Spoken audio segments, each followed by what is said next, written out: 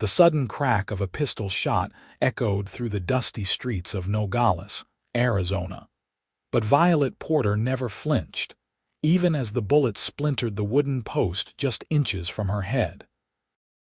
She simply continued sweeping the porch of Hobson's General Store with the same mechanical determination that had carried her through 23 years of disappointment and crushed dreams in this unforgiving border town. "Violet, Mrs." Hobson screeched from inside the store, her voice shrill with familiar disapproval. "Stop wasting time out there gawking at those drunken fools. There's inventory to be counted and shelves that need dusting." It was 1885, and for as long as Violet could remember, her life had been defined by others telling her what she couldn't do. First her father, who'd abandoned the family when she was just 8, declaring that having daughters was God's way of punishing a man who deserved sons.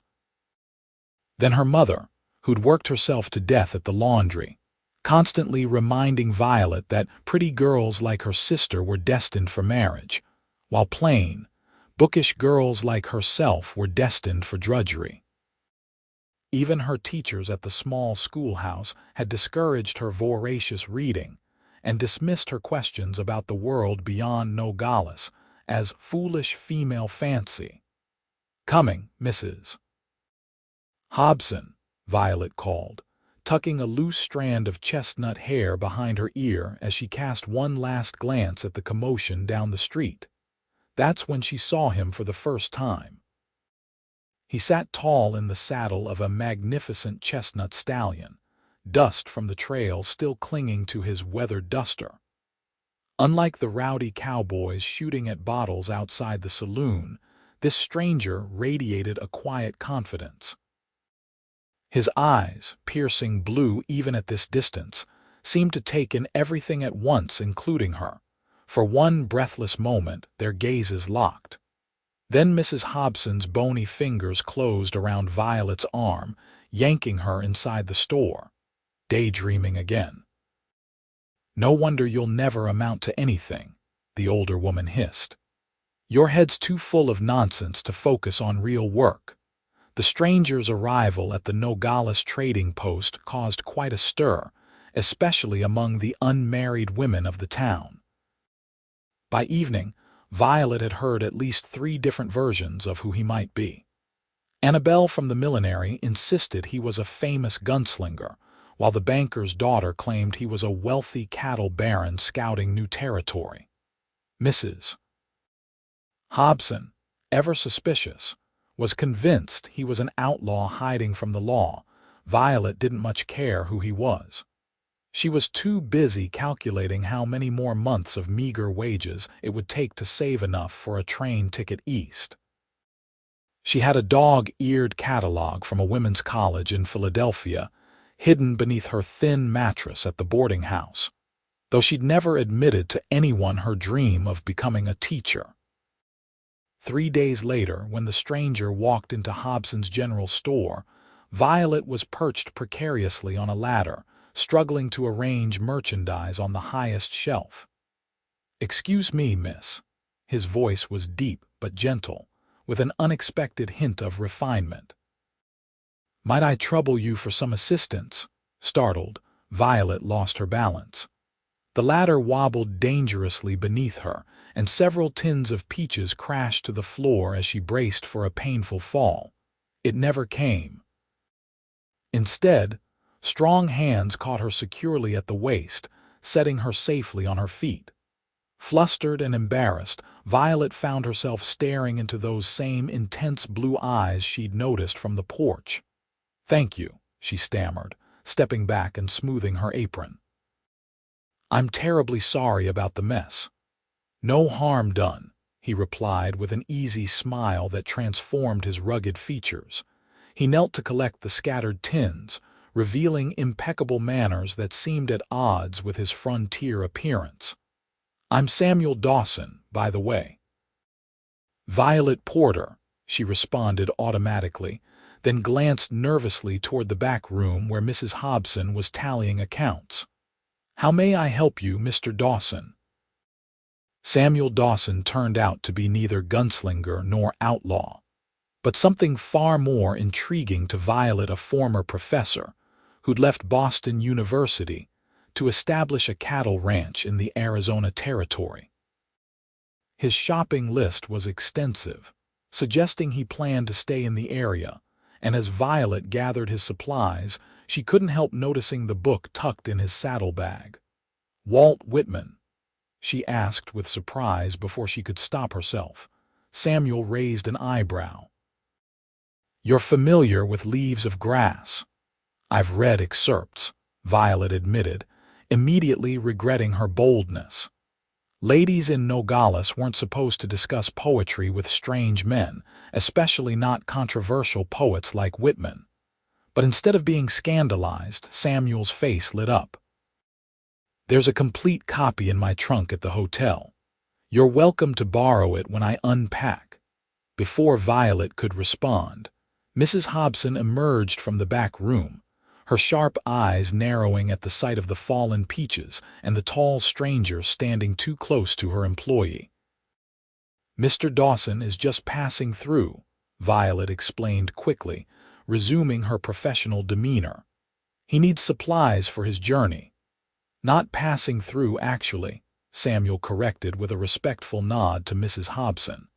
"I've purchased the old McAllister Ranch about 10 miles north of town. Planning to raise cattle and horses. I'll be a regular customer, madam." Mrs. Hobson's attitude shifted instantly from suspicion to unctuous civility. "Well, Mr. Dawson, we're certainly pleased to welcome new business. If there's anything special you need ordered, you just let us know." "Actually," Samuel replied, his gaze drifting back to Violet, "I was wondering if Miss Porter here might be available to help organize my library once it arrives. I've shipped quite an extensive collection from Boston, and I hear she has a good head for books." Violet froze, astonished by both the offer and the fact that he'd somehow learned of her reputation as a reader. Mrs. Hobson looked equally surprised, but the prospect of currying favor with a wealthy new rancher outweighed her desire to keep Violet perpetually occupied with menial tasks. "I suppose she could be spared on Sundays," the older woman said grudgingly.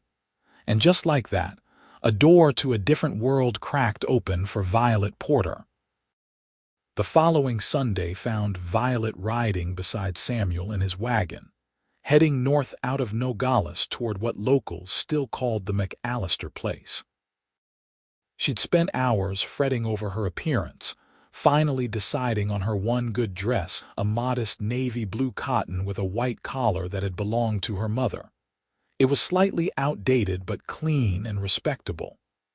"I appreciate your help," Samuel said as they left the town behind. "Organizing books might seem trivial compared to getting cattle and building fences, but having my library in order helps me think clearly." "How many books are we talking about, Mr. Dawson?" Violet asked, curious despite her nervousness. Samuel laughed, the sound warming something long dormant inside her. "Sam, please, and enough to make my foreman question my sanity. 8 large crates arrived yesterday. Most men bring whiskey and weapons to the frontier. I bring Shakespeare and scientific journals." Violet couldn't hide her excitement. 8 crates. That's more books than the entire town of Nogales possesses. "Books have always been my true companions," he admitted, guiding the horses around a rocky section of the trail. "Even when I left teaching to try my hand at ranching, I couldn't bear to leave them behind." "Why did you leave?" Violet asked, then immediately regretted her boldness. "Forgive me, that's far too personal a question." "Not at all," Sam replied, his expression turning contemplative. "I loved teaching, but the politics of academia became stifling. Too many rules about what could be taught and how to think. Out here, there's a different kind of freedom." He glanced at her curiously. "And what about you, Miss Porter? What keeps a woman with your obvious intelligence working at Hobson's General Store?" Violet stared at her gloved hands folded in her lap. No one had ever asked her that before. No one had ever presumed she might have aspirations beyond her current station. "Circumstances," she finally said. "My father left when I was young. My mother died 3 years ago. There aren't many options for a woman alone in Nogales." "What would you do if there were options?" Sam pressed gently. Violet hesitated, then decided to take a risk. "I'd like to teach. Not just here, but somewhere with a real school. Somewhere I could help children learn to think for themselves." She expected him to laugh or dismiss her dream as foolishness, as everyone else had. Instead, he nodded thoughtfully. "You'd make an excellent teacher," he said simply, as if stating an obvious fact rather than offering empty flattery. They crested a hill, and Violet gasped at the vista that spread before them. The McAllister Ranch occupied a verdant valley nestled between rugged hills, with a clear stream cutting through pastures that shimmered green and gold in the morning light. The main house, a substantial 2-story structure of local stone and timber, stood on a gentle rise overlooking the property. Several outbuildings and corrals completed the picture, with a few cowboys already visible working with horses in the distance. "It's beautiful," Violet breathed. "It needs work," Sam replied, though his pride in the place was evident. The house was neglected for years after old McAllister died, but the bones are good. I've been focusing on making the library and study habitable first." As they drew closer, Violet observed that unlike many frontier ranches cobbled together with whatever materials were at hand, the McAllister place had been built with care and attention to detail. The main house featured a wide veranda wrapping around the front and eastern side, with climbing roses just beginning to green up after winter. McAllister's wife was from Charleston, Sam explained, noting her interest. She insisted on certain refinements even in the wilderness. The roses are apparently quite spectacular when they bloom. A tall, weathered man with graying temples emerged from the barn as they pulled up to the house. "Boss," he called, approaching the wagon. "Those new Herefords are settled in the north pasture, but Johnson's still arguing about the price." "I'll handle Johnson," Sam assured him, then turned to Violet. "Miss Porter, this is Frank Matthews, my foreman. Frank, this is Miss Violet Porter from town. She's going to help organize the library." Frank touched the brim of his hat politely, but Violet didn't miss the skeptical look he gave her, as if questioning what possible use a shopgirl from town could be. It was a look she was accustomed to, the same expression people wore when they caught her reading medical journals or geography books during her lunch breaks. "The crates are in the study," Frank said gruffly. "We unpacked them, but it's a proper mess in there now." "Perfect," Sam replied cheerfully. "We'll get it sorted." He helped Violet down from the wagon with a courtesy rarely shown to women of her station in Nogales, then led her into the house. The interior was sparsely furnished but clean, with high ceilings and large windows that flooded the rooms with natural light. As they passed through the entry hall and formal parlor, Violet noted the quality of the woodwork and the expensive Turkish carpet that must have been ordered from back east. When Sam opened the double doors to the study, Violet couldn't suppress a gasp of delight. The room occupied the entire east wing of the house, with bookshelves built into 3 walls from floor to ceiling. A massive desk stood before windows that overlooked the valley, and comfortable leather chairs were positioned near a stone fireplace. And everywhere on the floor, the desk, stacked on chairs, were books. Hundreds of books, their leather and cloth bindings in every color imaginable. "It's magnificent," she whispered. Sam smiled, pleased by her reaction. "It will be once we impose some order on the chaos.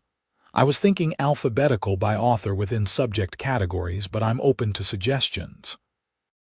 For the next several hours, Violet lost herself in the joy of handling so many wonderful books. There were volumes on every subject imaginable: literature, history, science, philosophy, mathematics, agriculture, and even art. Some were clearly antique and valuable, while others were recent publications still smelling of fresh ink and new binding glue. As they worked, Sam explained his vision for the ranch: not just raising cattle but breeding horses specifically suited to the southwestern terrain. He spoke of agricultural experiments he wanted to try, innovations in irrigation that could transform the desert. "Most of the ranchers think I'm crazy," he admitted as they sorted a stack of scientific journals. "They've been doing things the same way for generations." "And you think there might be better ways?" Violet asked, carefully dusting a leather-bound copy of Darwin's Origin of Species before placing it on a shelf. "I know there are," Sam replied with conviction. "Just because something's always been done a certain way doesn't mean it's the best way." Violet paused, struck by how his words applied to more than just ranching. "That's not a popular philosophy in Nogales." "No," he agreed with a wry smile. "But it's amazing what people will tolerate from a man with enough land and cattle." By midday, they had made significant progress, with nearly half the books properly shelved and cataloged.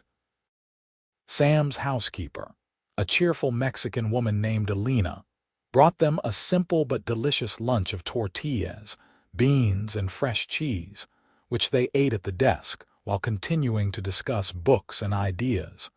Violet couldn't remember when she'd last enjoyed a conversation so much. Sam listened to her opinions with genuine interest, never dismissing her thoughts because she was a woman or lacked formal education. When they disagreed, he engaged with her arguments respectfully rather than simply overriding her with male authority. As the afternoon wore on, they moved to the section of scientific and mathematical texts.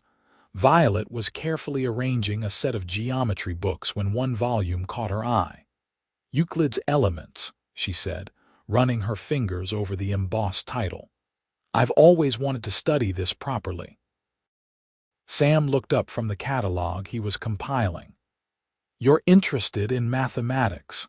Violet nodded hesitantly, expecting the usual dismissal that always followed when she expressed interest in subjects deemed unsuitable for women. Instead, Sam crossed the room and took the book from her hands, flipping it open to a diagram of intersecting circles. "Proposition 1, Book I," he said. "Given any straight line, one can construct an equilateral triangle upon it." He glanced up at her. "Do you know how to prove it?" "With compasses," Violet replied immediately. "You draw two circles, each centered at one endpoint of the line segment with radius equal to the segment's length. The point where the circles intersect forms the third vertex of the triangle." Sam's expression of surprised admiration was like sunshine after a long winter. "Exactly right. How did you learn that?" Violet felt her cheeks warm. "My mother cleaned house for the town doctor before she died. He had some mathematical books, and he let me borrow them sometimes. I taught myself what I could, though without a proper teacher." She trailed off, embarrassed by her presumption. Sam was looking at her with an intensity that made her heart beat faster. "Remarkable," he said softly. "Truly remarkable." The moment stretched between them, charged with something Violet didn't quite understand but found both frightening and exhilarating. Then the clock on the mantel chimed 4, breaking the spell. "I should get you back to town before dark," Sam said, closing the Euclid carefully and returning it to the shelf. "Mrs. Hobson would never forgive me if I kept her best employee out after sundown." As they rode back toward Nogales in the golden light of late afternoon, Violet felt as though she'd awakened from a dream or perhaps into one. The day had shown her possibilities she'd scarcely allowed herself to imagine. Would you be willing to continue helping with the library next Sunday? Sam asked as the town came into view. There's still much to be done. I would like that very much, Violet replied, trying to contain her eagerness. Good, Sam smiled. And perhaps if you're interested, we might spend some time with Euclid as well. It's been years since I taught mathematics, but I think I remember enough to be of some use. Violet stared at him, unable to believe what she was hearing. You would teach me. Why not? He replied with a shrug that belied the significance of his offer. Knowledge deserves to be shared, not hoarded, and it would be a shame to waste a mind like yours on counting inventory and dusting shelves. No one had ever spoken to Violet that way before, as though her intelligence was valuable, as though her desires mattered. She felt a dangerous hope blooming inside her chest. Thank you, she said simply, afraid to say more lest her voice betray the tumult of her emotions. Sam seemed to understand. He nodded and turned his attention back to the road, giving her space to process his words. As they approached the outskirts of town, Violet steeled herself to return to her normal life, to Mrs. Hobson's constant criticism, to the confined expectations of what a woman like her could be or do. But something had shifted inside her. Sam Dawson had seen something in her that others had missed or refused to acknowledge. And for the first time in years, Violet Porter began to wonder if perhaps they had all been wrong about her after all. Over the following weeks, Sundays became the center of Violet's existence. Each dawn she would wake with barely contained excitement, dress in her finest clothes, and walk to the edge of town where Sam would be waiting with his wagon. They would spend the day at the ranch, ostensibly organizing the library, but increasingly engaged in what could only be described as an education. Sam was a natural teacher. He guided Violet through mathematical principles with patience and clarity, challenging her to solve increasingly complex problems.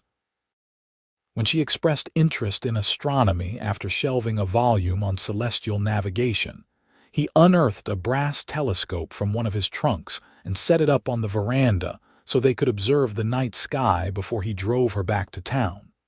See there, he said one evening, adjusting the telescope toward the southern horizon. That's Jupiter, and those tiny points of light around it are moons, the ones Galileo first observed in 1610. Violet peered through the eyepiece, breathless at the sight of the distant world floating in the blackness of space. It's beautiful, she whispered. And to think, no one even knew those moons existed until someone thought to point a telescope at the sky. That's the essence of discovery, Sam replied, standing close enough that she could feel the warmth of him in the cool evening air. Looking at what everyone else has seen and thinking what no one else has thought. She looked up from the telescope to find him watching her, his expression unreadable in the twilight. For a moment, she thought he might say something more or perhaps even touch her. Instead, he cleared his throat and stepped back. It's getting late, he said, his voice carefully neutral. We should head back to town. These moments of tension between them were becoming more frequent, charged with unspoken feelings that Violet hardly dared to name. Sam was unfailingly respectful, never crossing the boundaries of propriety, but sometimes she caught him looking at her in a way that made her wonder if he felt the same strange mixture of admiration and attraction that was growing within her. In town, people noticed the changes in Violet. She walked with more confidence, spoke with more assurance, and no longer flinched when Mrs. Hobson criticized her work at the store. She began wearing her hair in a more flattering style, and saved her earnings for fabric to sew a new dress that better suited her slender figure. The gossip spread quickly. Some speculated that the Boston rancher was merely amusing himself with the shopgirl. Others suggested more scandalous activities taking place during those Sunday visits. The more charitable souls believed Sam was simply being kind to a woman with few prospects. Only the town's schoolteacher, Miss Alina Matthews, seemed to understand what was really happening. She cornered Violet outside the church one Sunday morning before Violet left to meet Sam. "He's teaching you, isn't he?" the older woman asked without preamble. Violet hesitated, uncertain whether to confirm what might seem improper to others. Miss Matthews smiled knowingly. "I recognize the signs. The way you asked about borrowing my copy of Jane Eyre, the geometric patterns you were drawing on your notepad during last week's sermon." She squeezed Violet's arm encouragingly. "It's good to see a young woman's mind being cultivated, too rare in these parts." Emboldened by this unexpected support, Violet confided, "He believes I could be a teacher someday." "And so you could," Miss Matthews agreed. "Though you'll need proper credentials for any reputable school." She hesitated, then added, "I have some information about women's colleges in the East. Come by the schoolhouse tomorrow if you'd like to see it." This conversation planted a seed that grew steadily in Violet's mind over the following days. Could she really pursue formal education? It seemed an impossible dream, given her limited finances and responsibilities in Nogales. Yet with Sam's encouragement and Miss Matthews' practical guidance, the idea began to take shape. 6 Sundays after their first meeting, Violet arrived at the ranch to find Sam in an unusually animated state. He led her not to the library, but to a small room adjacent to it that she'd never entered before. "I have something to show you," he said, his eyes bright with excitement. He opened the door to reveal what could only be described as a scientific laboratory in miniature. A sturdy workbench occupied the center of the room, equipped with a microscope, glass beakers, scales, and various measuring instruments. Charts and diagrams covered one wall, while shelves held specimens in glass jars and carefully labeled rock samples. "What is all this?" Violet asked, amazed. "My workshop," Sam replied, watching her reaction closely. "I've been conducting experiments on soil composition and water purification techniques that might help local farmers. But I've reached a point where I could use an assistant, someone with a quick mind and steady hands."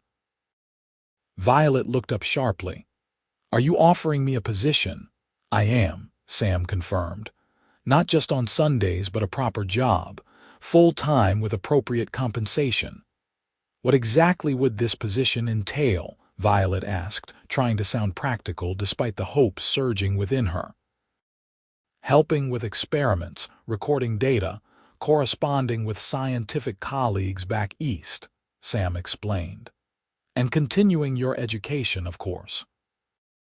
There's much I could teach you about chemistry and natural philosophy that would be valuable for someone aspiring to teach sciences herself someday."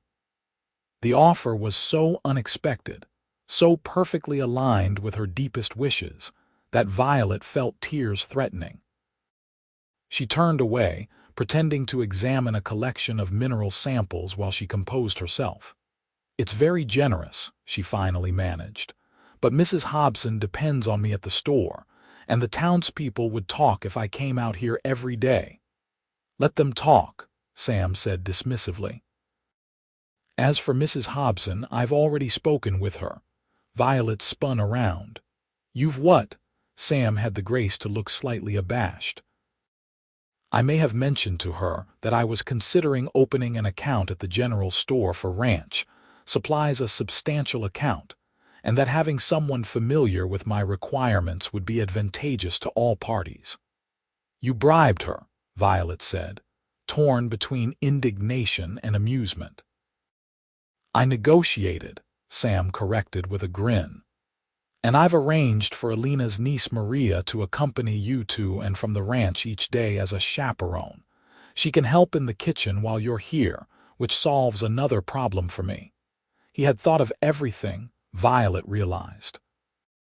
He was offering her not just employment, but a path forward, a chance to develop the skills and knowledge she would need to eventually pursue her dream of becoming a teacher.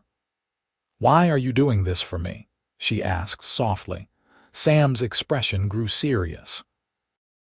"Because in all my years of teaching, I've rarely encountered a mind like yours, quick, curious, determined. It would be a crime against nature to leave such potential untapped simply because of circumstance and societal expectations." He stepped closer, his voice dropping. "And perhaps there are more personal reasons as well, though as your employer, I would never presume." He left the thought unfinished, but his meaning was clear enough. There was something growing between them, something neither of them could acknowledge openly while maintaining the propriety their positions demanded. "I accept your offer," Violet said, her decision made. "When would you like me to start?" Sam's smile lit up his entire face. "Tomorrow, if Mrs. Hobson can spare you." And so began a new chapter in Violet Porter's life. Each morning, Maria would meet her at the boarding house, and they would ride to the ranch in a small buggy Sam had provided. They would return before dusk, maintaining all appearances of respectability. Though the gossip in town reached new heights of creativity, Violet discovered she had a natural aptitude for scientific work. Her precise, methodical nature made her an excellent laboratory assistant, and her quick understanding of complex concepts impressed even Sam, who had taught university students for years. Together, they conducted experiments on irrigation methods, soil improvement techniques, and plant breeding that could benefit local agriculture in the arid climate. Sam insisted on paying her a fair wage, more than she had earned at the general store, and encouraged her to save for future education. He wrote letters to former colleagues at women's colleges in the East, inquiring about scholarships and special programs for mature students. But as the weeks passed, Violet found herself increasingly torn. The prospect of leaving Nogales for educational opportunities in the East, once her dearest dream, now filled her with ambivalence. She was learning more working with Sam than she might in many formal classrooms, and there was the undeniable pull of their growing personal connection. Though Sam maintained strict professional boundaries during their working hours, their intellectual partnership inevitably fostered deeper feelings. They shared not just knowledge but perspectives on life, literature, politics, and philosophy. They argued respectfully about ideas, challenged each other's assumptions, and delighted in each other's insights. 3 months into their arrangement, an incident at the ranch brought their unspoken feelings dangerously close to the surface. They had been testing water samples from different parts of the property when Sam accidentally knocked over a beaker of caustic solution.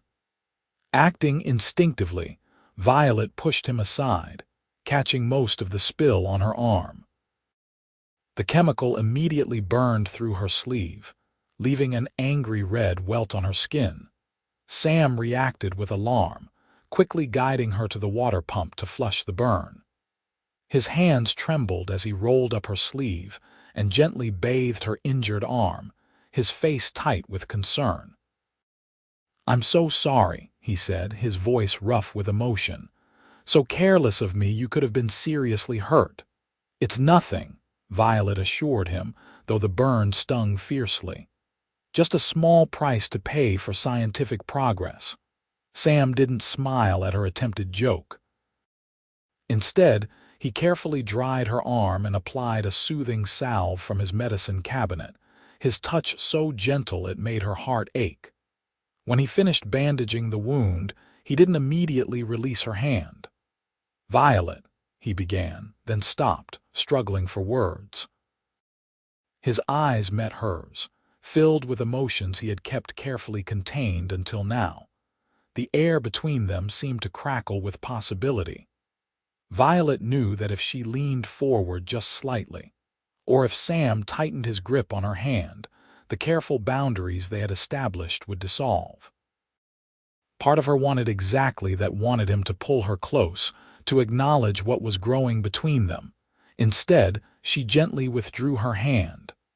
"Thank you for your care," she said softly, "but I should get back to work." Relief and regret mingled in Sam's expression as he nodded and stepped back. They returned to their experiment, professional composure restored, but something had shifted. They had glimpsed a future they both desired but weren't yet free to pursue, not while he was her employer and she his subordinate. That evening, as Maria drove her back to town, Violet made a decision. If she were to have any chance at a relationship with Sam that wasn't compromised by their professional connection, she needed to establish her independence first. And that meant pursuing the education that would allow her to stand beside him as an equal, not beneath him as an employee. The next day, she asked Sam about the correspondence with Eastern colleges. "Several have responded favorably," he told her, producing a small stack of letters from his desk. "Particularly Oberlin in Ohio, which has been admitting women since 1837. With your practical scientific experience and a recommendation from me, you would be a strong candidate for admission next fall." Violet studied the letters, feeling both exhilarated and terrified by the possibilities they represented. "I could never afford the tuition, even with my savings." "There are scholarships," Sam said carefully, "and I would be willing to provide a loan for the remainder to be repaid when you're established in your career." "I couldn't accept such generosity," Violet protested. "It's not generosity, it's an investment," Sam countered. "In a future where women like you can contribute their intellect to society without artificial constraints." He hesitated, then added more quietly, "and perhaps a selfish investment in having you return to Arizona with credentials that would allow you to work alongside me as a true partner in my research." The implication was clear, though still carefully veiled. Sam was offering her a path that could lead back to him not as his assistant but as his equal. It was both the most honorable and the most painful solution to the tension between them. "I'll write to Oberlin," Violet decided, "and to Mount Holyoke as well." Sam nodded, his expression a complex mixture of pride and longing. "You'll make an exceptional student. Any institution would be fortunate to have you." The application process consumed much of their attention in the following weeks. Sam helped Violet prepare essays demonstrating her knowledge and experience, while Miss Matthews provided guidance on the expectations of Eastern academic institutions. Together, they assembled a compelling case for Violet's admission, emphasizing both her natural abilities and her practical scientific work at the ranch. As autumn turned to winter, Nogales prepared for its annual Christmas celebration. Despite the town's modest size, the holiday was marked with considerable festivity, a community dinner at the church, special merchandise at the stores, and even a dance held in the schoolhouse. Violet had never attended the Christmas dance before, having neither suitable attire nor any desire to watch the eligible young ladies of Nogales compete for the attention of local bachelors. This year, however, Miss Matthews persuaded her to reconsider. "You need a proper dress," the schoolteacher insisted, "and I have just the thing." The thing turned out to be a stunning gown of deep emerald silk that Miss Matthews had ordered from San Francisco years earlier for a wedding that never occurred. With some alterations, it fit Violet perfectly, emphasizing her slender waist and complementing her chestnut hair and fair complexion. When Sam arrived at the schoolhouse for the dance, his eyes widened appreciably at the sight of Violet in her finery. He himself cut a striking figure in a tailored black suit that reminded everyone of his Eastern education and refinement. "Miss Porter," he said formally, offering a slight bow, "you look absolutely beautiful this evening." Violet felt herself blushing. "Thank you, Mr. Dawson. You're very kind to say so." The schoolhouse had been transformed with evergreen boughs, red ribbons, and dozens of candles. A small group of musicians played in the corner while tables laden with food and punch lined the walls. Nearly everyone in town had turned out for the occasion, dressed in their finest clothes and determined to enjoy the rare social gathering. Social conventions dictated that Sam dance with various ladies throughout the evening, particularly the unmarried daughters of prominent townspeople. Violet watched as he partnered first with the banker's daughter, then the mayor's niece, always the perfect gentleman but never showing particular interest in any of them. She herself declined several invitations to dance, preferring to assist Miss Matthews with the refreshments. Her new appearance had attracted attention from several cowboys and shopkeepers, who had barely noticed her existence before, but Violet found their sudden interest more irritating than flattering. Near the end of the evening, as the musicians played a waltz, Sam finally approached Violet's corner. "Would you do me the honor?" he asked, extending his hand. All eyes in the room seemed to turn toward them as Violet hesitated, then placed her hand in his.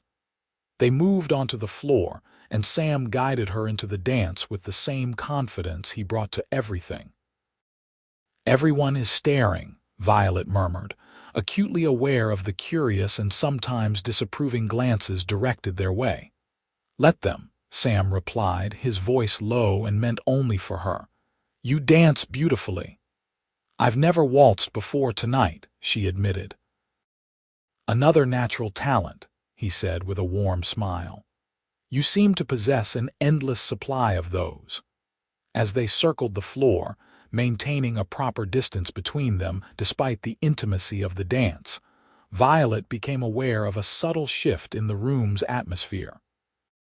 The initial surprise at seeing the shopgirl dancing with the wealthy rancher was giving way to something else, a grudging acknowledgement that perhaps Violet Porter was more than she had seemed. "I received a letter from Oberlin yesterday," Sam said as they completed another turn. "They're very interested in your application. The admissions committee was particularly impressed by your experimental work on irrigation techniques." Violet's heart leapt at the news, but a shadow of sadness followed immediately after. Acceptance at Oberlin would mean leaving Nogales, leaving Sam for years. "That's wonderful," she said, trying to sound appropriately enthusiastic. "It is," Sam agreed, though his expression held the same mixture of pride and regret she felt. "You deserve every opportunity to develop your talents." The music was drawing to a close, their time together nearly over. On impulse, Violet said, "Would you walk me home after the dance? There's something I'd like to discuss with you." Sam's eyebrows rose slightly, but he nodded. "Of course." An hour later, they strolled through the quiet streets of Nogales, the night air cool and clear around them. They had left the schoolhouse separately to avoid gossip, with Sam departing first and Violet following a discreet interval later. Now, away from curious eyes, they walked side by side, close but not touching. "What did you want to discuss?" Sam asked as they approached the small boarding house where Violet rented a room. Violet gathered her courage. "If I'm accepted at Oberlin, I'll be gone for at least 3 years." "Yes," Sam acknowledged, "though you could return during summer breaks if you wished." 3 years is a long time," Violet continued carefully. "People's feelings can change. Their circumstances can change." Sam stopped walking and turned to face her, his expression serious in the moonlight. "Are you asking for assurances, Violet?" "No," she said quickly. "That would be presumptuous. I have no claim on you or your future." "Don't you?" Sam asked softly. Haven't we been moving towards something these past months despite our best efforts to maintain proper distance? Violet's heart raced at his directness. I thought perhaps it was only me who felt it. It most certainly was not, Sam said with feeling. But I've been determined not to take advantage of my position. You came to me as a student and employee, not as. He trailed off, leaving the word suitor unspoken. What if I go to Oberlin, Violet said slowly, and return as neither student nor employee but as a qualified teacher in my own right? What then? Sam took a step closer, close enough that she could see the emotion in his eyes even in the dim light. Then, Miss Porter, I would very much like to court you properly if you were amenable. I think I would be amenable, Violet replied, a smile spreading across her face despite the seriousness of the moment. Then we have a plan, Sam said, his own smile matching hers. He reached for her hand and raised it to his lips in a gesture both proper and thrillingly intimate. I will wait for your return, however long it takes. The next morning, a letter arrived from Oberlin College offering Violet conditional acceptance and a partial scholarship based on her application and Sam's recommendation. She would need to take entrance examinations upon arrival, but assuming she passed those, she would begin classes the following September. I've been accepted, she told Sam when she arrived at the ranch that afternoon. Congratulations, he said warmly, though she could see the conflict in his eyes, genuine happiness for her achievement mixed with sadness at their impending separation. I've decided to accept, Violet continued. I'll leave at the end of August. Sam nodded. A wise decision. And in the meantime, we have work to do. If you're to excel at Oberlin, we should focus on preparing you for those entrance examinations. And so they did, shifting their research to allow more time for Violet's academic preparation. Sam proved an excellent tutor, guiding her through advanced mathematics, Latin grammar, and scientific principles with the same patience and clarity he'd shown from the beginning. As spring arrived, bringing new growth to the Arizona landscape, Violet found herself simultaneously looking forward to her future at Oberlin and dreading the separation from Sam. They maintained their professional relationship at the ranch, but during their buggy rides to and from town now, often without Maria, whose presence seemed increasingly unnecessary as Violet's reputation in town evolved from peculiar shopgirl to scholarly young woman bound for college. They spoke more personally about their hopes and concerns. What if I fail? Violet asked one evening as they drove back to Nogales. What if I'm not prepared enough for Oberlin? You won't fail, Sam said with absolute confidence. You have a natural intelligence that surpasses many university professors I've known, let alone students. But the other students will have had formal education that I lack. And you have practical experience they can only dream of, Sam countered. Not many young ladies arriving at Oberlin will have conducted soil composition experiments or calibrated scientific instruments. His faith in her abilities never wavered, and gradually, Violet's confidence grew. She began to see herself not as the unwanted daughter who would never amount to anything, but as a woman of genuine intellectual gifts with a future limited only by her own choices. In late April, a letter arrived from Philadelphia that would test both Violet's newfound confidence and the understanding she and Sam had reached about their future. The letter came from Dr. Catherine Bennett, a pioneering female physician who had established a women's medical clinic in Philadelphia. Dr. Bennett had learned of Violet through a mutual acquaintance at Oberlin and was writing to offer her a position as a research assistant at the clinic while she completed her studies. It's an extraordinary opportunity, Sam said when Violet showed him the letter. Working with Dr. Bennett would give you connections and experience far beyond what most students receive. But Philadelphia is much further from Arizona than Ohio, Violet pointed out, watching his reaction carefully. I might not be able to return at all during my studies. Sam was quiet for a long moment, clearly wrestling with his personal desires and his commitment to Violet's advancement. Finally, he said, "You must accept Dr. Bennett's offer. It's too valuable a chance to decline out of. Personal considerations." "Are you certain?" Violet pressed, her heart conflicted. It would mean not seeing each other for at least 3 years, possibly longer. "I am certain of one thing," Sam replied, taking her hands in his with uncharacteristic forwardness. "I want you to become everything you are capable of becoming. If that means a longer separation, then so be it. I meant what I said at Christmas. I will wait." In that moment, Violet realized how truly extraordinary Samuel Dawson was. Unlike every other person in her life who had limited her potential, he was willing to sacrifice his own immediate happiness for her future.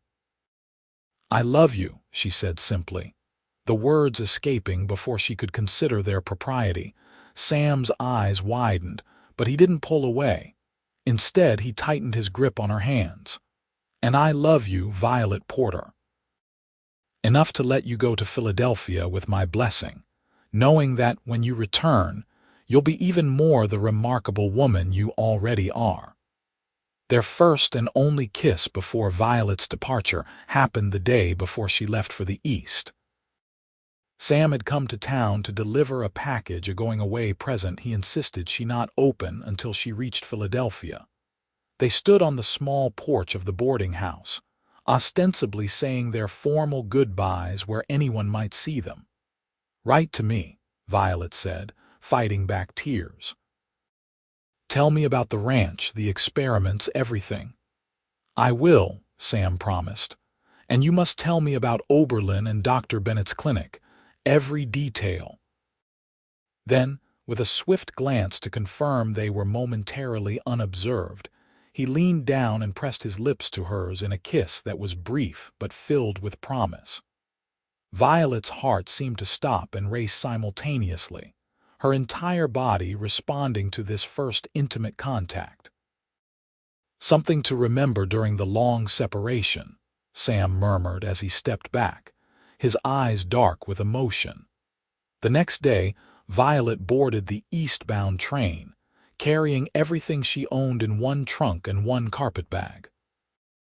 As the train pulled away from the Nogales station, she caught a final glimpse of Sam standing on the platform, tall and straight, his expression a mixture of pride and longing.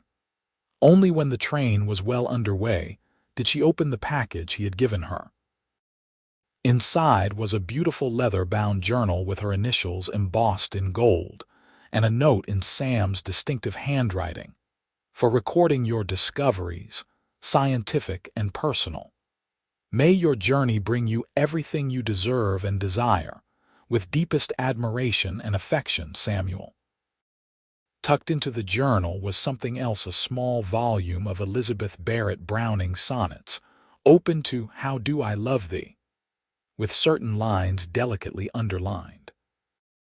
It was both a declaration and a promise, perfectly in keeping with Sam's careful respect for propriety, while leaving no doubt about the depth of his feelings. Violet's years at Oberlin and in Philadelphia unfolded as a time of extraordinary growth and discovery. She excelled in her studies, impressing professors with her unusual combination of theoretical understanding and practical experience. At Dr. Bennett's clinic, she assisted with research on women's health issues that few male doctors would address, gradually taking on greater responsibility as her knowledge expanded. Sam's letters arrived regularly, detailed accounts of life at the ranch, his ongoing experiments, developments in Nogales, and thoughtful responses to her own academic and personal challenges. though carefully worded to maintain propriety should they be read by others. His letters conveyed his unwavering support and deepening affection.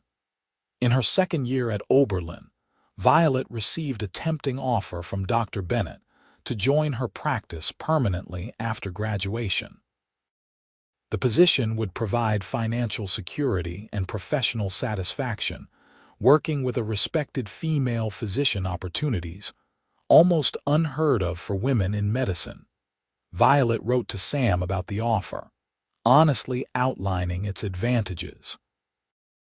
His response arrived 2 weeks later. "You must make this decision based solely on your own aspirations, not on any understanding between us. Know that whatever you choose, my feelings remain unchanged. If Philadelphia is where your future lies, I would never wish to hold you back." The distance between Arizona and Pennsylvania is substantial but not insurmountable. It was the most direct reference he had made to their personal relationship since her departure, and it forced Violet to confront the choice she would soon face: a promising career in the East or a return to Arizona and Sam. In the end, it was an unexpected development in Nogales that helped clarify Violet's path. Miss Matthews wrote to inform her that the town was expanding its school to include secondary education and seeking a qualified teacher of sciences and mathematics. The position would be available the following fall, coinciding with Violet's graduation. "The school board specifically mentioned your name," Miss Matthews wrote. "Your achievements at Oberlin have not gone unnoticed here. Several influential families have daughters with scientific interests, and they're eager to have a female teacher with proper credentials. The salary would be modest but fair, and you would have considerable freedom to develop the curriculum." When Violet shared this news with Sam, his response was characteristically supportive. "You would be an exceptional teacher, and Nogales would be fortunate to have you. But only you can decide if returning to a place with painful memories is the right choice for your future." The painful memories he referred to were real years of being told she would never amount to anything, of having her intelligence dismissed, her aspirations mocked. Yet Nogales was also where Sam had first seen her potential when no one else did, where he had helped her begin the journey that had transformed her from a shopgirl to a college graduate with promising prospects. In the spring of 1889, as Violet completed her final examinations at Oberlin and prepared for graduation, she made her decision.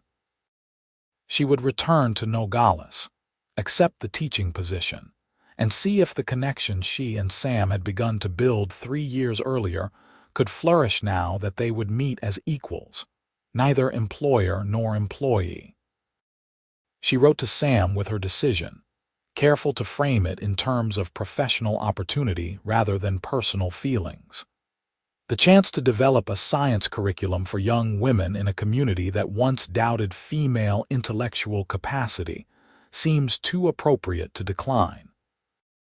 "I will return to Nogales in August, ready to begin teaching in September." His reply came quickly. "Nogales awaits your return with great anticipation, as do I." The Violet Porter who stepped off the train in Nogales in August 1889 bore little resemblance to the one who had departed 3 years earlier. Dressed in a stylish but practical traveling suit of deep blue, her posture straight and confident, her expression poised, she carried herself with the assurance of a woman who knew her own worth. Her hair was arranged in a more sophisticated style, and a small pair of gold-rimmed spectacles necessary after years of close study gave her an air of scholarly distinction. Sam was waiting on the platform, looking much as he had when she left, perhaps a few more lines around his eyes, a touch of gray at his temples, but still handsome and vital. For a moment, they simply looked at each other, measuring the changes time had wrought and finding each other essentially unchanged in all the ways that mattered. "Welcome home, Miss Porter," Sam said formally, though his eyes conveyed far more than his words. "Thank you, Mr. Dawson," Violet replied with equal formality, though she couldn't suppress a smile. "It's good to be back." He helped her secure accommodations at a respectable boarding house for unmarried female teachers, and assisted with transporting her considerably expanded collection of books and scientific materials to her new classroom at the school. Always the perfect gentleman in public, he maintained a careful distance that both frustrated and reassured Violet. Clearly, he intended to court her properly, now that their professional relationship had ended. The courtship began with an invitation to dinner at the town's best restaurant, followed by increasingly frequent social engagements, attendance at church services together, walks along the more respectable streets of Nogales, occasional visits to the ranch where Violet could see how Sam's experiments had progressed in her absence. The town watched with interest and generally favorable opinion. The shopgirl who had left for education in the East and returned as the school's new science teacher was now seen as an appropriate match for the educated rancher. Mrs. Hobson even approached Violet after church one Sunday to remark, "I always knew you had potential, dear. So pleased to see you making something of yourself." Violet merely smiled, choosing not to remind the woman of her many dismissive comments in the past. By Christmas, Sam and Violet's courtship was the subject of general approval and expectation. At the annual holiday dance held in the newly constructed town hall, rather than the schoolhouse, they waltzed together openly, no longer concerned about maintaining professional distance. "Do you remember our dance 3 years ago?" Sam asked as they moved across the floor. "Vividly," Violet replied. "I was terrified everyone would see how I felt about you." "And how was that?" Sam asked, his eyes twinkling. "You know very well," Violet said, blushing despite herself. "I was already half in love with you then." "Only half," Sam teased. "I was entirely lost the moment you recognized Whitman in my saddlebag." They laughed together, comfortable now in acknowledging feelings they had once carefully concealed. As the music ended, Sam retained her hand, guiding her toward a quieter corner of the room. "I have something to ask you," he said, suddenly serious. "Something I've waited 3 years to say properly." Violet's heart began to race as Sam reached into his pocket and withdrew a small velvet box. Opening it, he revealed a ring unlike any she had seen in Nogales, a deep blue sapphire surrounded by small diamonds in an intricate gold setting. "Violet Porter," he said quietly, "you are the most remarkable woman I have ever known. Your intelligence, your determination, your courage in pursuing your dreams despite every obstacle, these qualities have only deepened my admiration and love for you over our years apart. Would you do me the extraordinary honor of becoming my wife?" Tears welled in Violet's eyes as she looked at the man who had changed the course of her life not by rescuing her, but by believing she could rescue herself with the right opportunities and support. "Yes," she said simply. "With all my heart, yes." Their wedding the following spring was a celebration not just of their union, but of Violet's journey from dismissed shopgirl to respected teacher. The entire town turned out, along with colleagues from Oberlin and Dr. Bennett, who traveled from Philadelphia for the occasion. Even Mrs. Hobson attended, claiming loudly to anyone who would listen that she had always seen the potential in that girl. After the ceremony, as they greeted their guests at the reception held at the ranch, Dr. Bennett pulled Violet aside. "I must say, my dear, when you declined my offer to join the practice permanently, I thought you were making a terrible mistake," the older woman admitted. But seeing you now both in your professional capacity and personal happiness, I understand you made exactly the right choice for yourself." "I had an excellent example in you," Violet replied warmly. "You taught me that women can define success on their own terms, not society's." Later that evening, as the celebration continued around them, Sam led Violet to the library where their relationship had begun. The room remained much as she remembered it, though the collection had expanded and a second desk had been added beside the original, a wedding gift from Sam, who had commissioned it specifically for Violet's work. "I have something else for you," Sam said, retrieving a package from his desk drawer.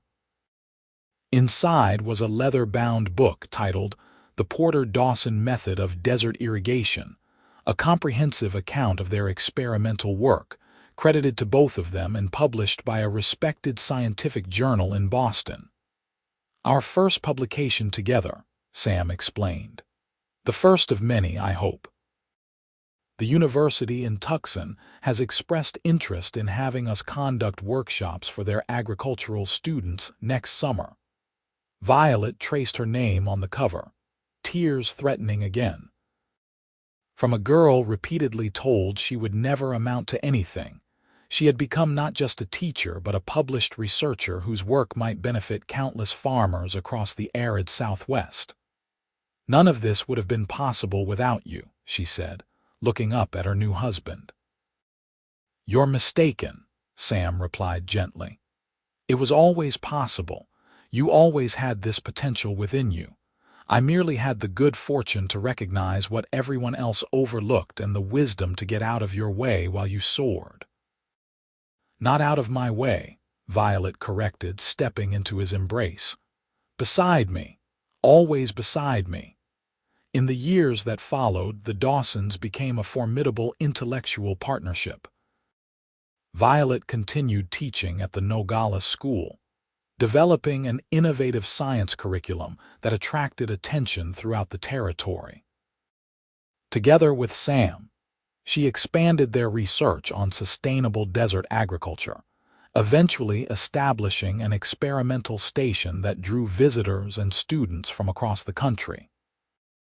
When their first child was born, a son they named William, after Sam's father, Violet temporarily reduced her teaching schedule, but never abandoned her work entirely. As the children grew, 2 boys and a girl eventually completed their family. The library at the ranch became a center of both scientific inquiry and family life, with experiments and lessons often conducted with small helpers underfoot. The girl who had once been told she would never amount to anything had become a respected teacher, researcher, wife, and mother roles she balanced with the support of a husband who had always seen her potential and never sought to limit it. Together, they raised their children to believe that with education, determination, and the right partnership, there were no boundaries to what they might achieve. And in Nogales, the story of Violet Porter Dawson became something of a legend, a reminder that sometimes the greatest potential lies where others least expect to find it, waiting only for someone with the vision to see it and the wisdom to help it soar.